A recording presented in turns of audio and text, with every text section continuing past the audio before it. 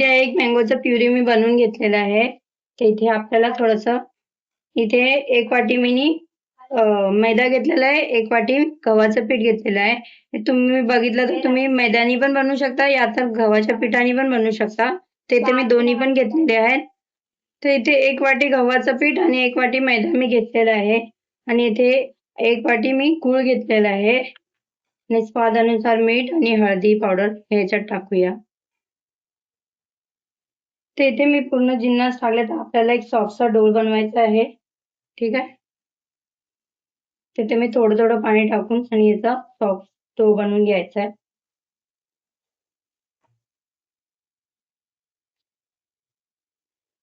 तर इथे आपला डो लावून झालेला आहे. बघू शकता किती सॉफ्ट डो आहे.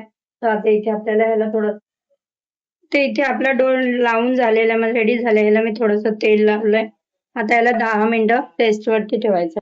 तर पुरणपोळीचं पुरण बनवण्यासाठी इथे मी 1 कप म्हणजे उकडवलेली चण्याची डाळ घेतलेली ह्याला मी उकडून घेतलेली आहे. तर जितकं कुकरमध्ये 1 कप चण्याची डाळ टाकून आणि उकडून घ्यायचे. तर आता ह्याला आपण पुरण बनवूया.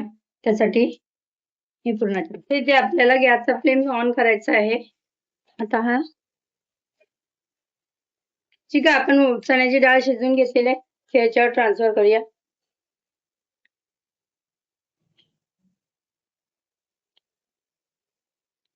इथे मस्त चण्याची डाळ आपल्याला सुकून घ्यायची आहे. ह्याच्यातच आपल्याला गूळ पण ऍड करायचा आहे. हे जे 1 कप गूळ आहे ना ते ह्याच्यात टाकूया.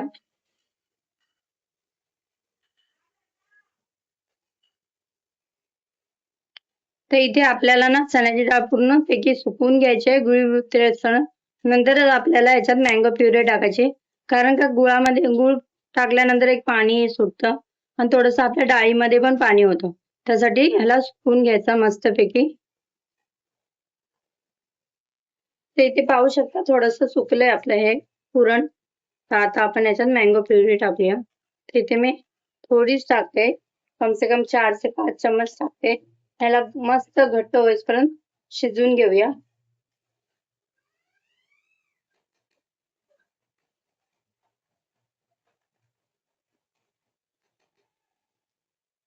तर इथे आपलं पुरण सुकलेलं आहे पाहू शकता. आपल्याला अशा पद्धतीने बनवायचं आहे.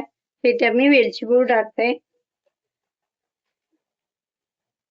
त्याला मस्त अशाच पद्धतीने आता थोडंसं याला गॅसचा फ्लेम बंद करून ह्याला मस्त थंड करून घेऊया. तर इथे आपलं पुरण थंड झालेलं आहे. आता आपण याला वाटून घेऊया. तर तुम्ही जाळीवरती पण ह्याला तुम्ही वाटू शकता. तिथे मिक्सरच्या जारमध्ये टाकून मी ह्याला वाटते. सर्व पुरण आपण मिक्सरमध्ये ऍड करूया.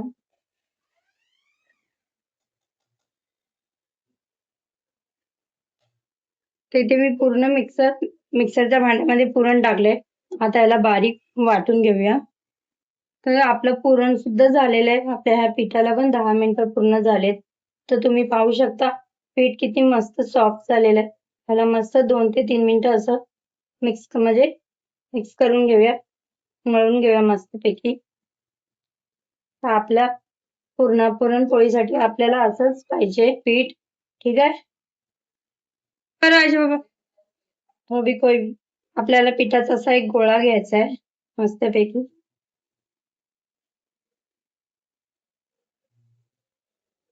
तर तुम्ही पाहू शकता आपल्याला अशाच पद्धतीने गोळे बनवून घ्यायचे आहेत. तर इथे माझ्या एवढ्या पिठामध्ये 7 गोळे झालेले आहेत. तर आपल्याला काय करायचं आहे ह्याला फिल करायचं. तिथे किचन काउंटर मी साफ केले. इथेच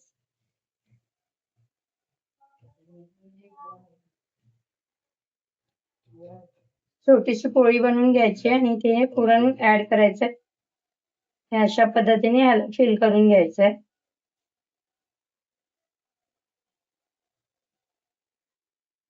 तिथे सुकं पीठ लावून आपल्याला एक पुरणपोळी बनवून घ्यायची आहे पातळ अशी.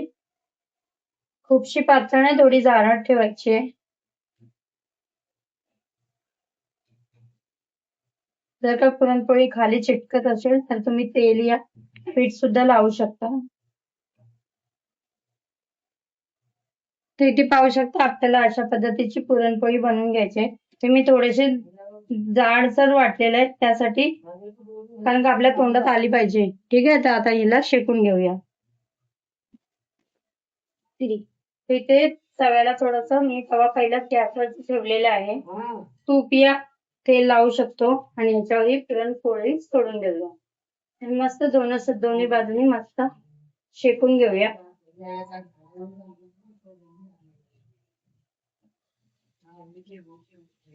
इथे पाहू शकता एका बाजूने शेकून झालेले, तर मस्त दोन्ही बाजूने खरपूस भाजून घ्यायचे आपल्याला.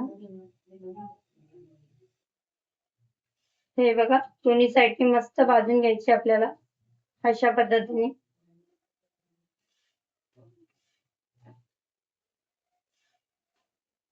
ह्याच्यावरती तुम्ही तेल आणि तूप दोन्ही पण लावू शकता. तर मी ते तुपाचा प्रमाण यूज केलेलं आहे. जर का तुमच्याकडे तूप नसेल तर तुम्ही तेल सुद्धा लावू शकता, पण तूप एकदम बेस्ट आहे. तुपाने छान देशी घरचं तूप आहे.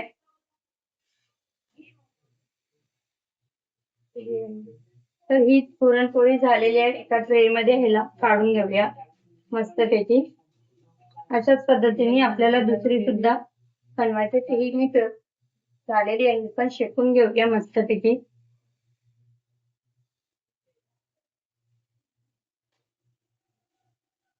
हे पाहू शकता आपली दुसरी पण पुरणपोळी झालेली आहे. हिला पण मस्त खरपूस भाजून घेऊया. ही मँगो पुरणपोळी एकदम टेस्टी लागते खायला.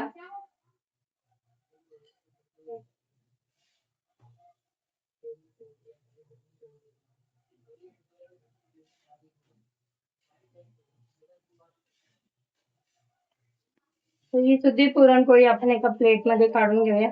अशाच पद्धतीने आपल्याला बाकीच्या पुरणपोळ्या पण बनवून घ्यायच्या आहेत. ठीक आहे, तर इथे बघा आपली ही मँगो पुरणपोळी बनवून झालेली किती मऊ आहे बघा, एकदम गरमागरम आणि तुपाबरोबर एक नंबर. तुम्ही पण नक्की ट्राय करा आणि मला कमेंट बॉक्स मध्ये नक्की कळवा की तुम्हाला ही रेसिपी कशी आवडली. तर मी नवीन स्टाईलची पुरणपोळी बनवलेली आहे. प्लीज मला सबस्क्राईब करा आणि प्लीज मला कुठून बघता तेही सुद्धा मला कळवा कमेंट बॉक्स मध्ये. तर मी तुम्हाला एक बाईट खाऊन दाखवते. ठीक आहे, एकदम खायला एकदम चविष्ट लागते. एक नंबर आहे मित्रांनो. तुम्ही पण नक्की ट्राय करा आणि मला नक्की कळवा ह्या आंब्याच्या सीझन मध्ये ही पुरणपोळी बनवली की नाही आणि तुम्हाला आवडली की नाही हे पण मला कळवा. अल्लाह हाफिज.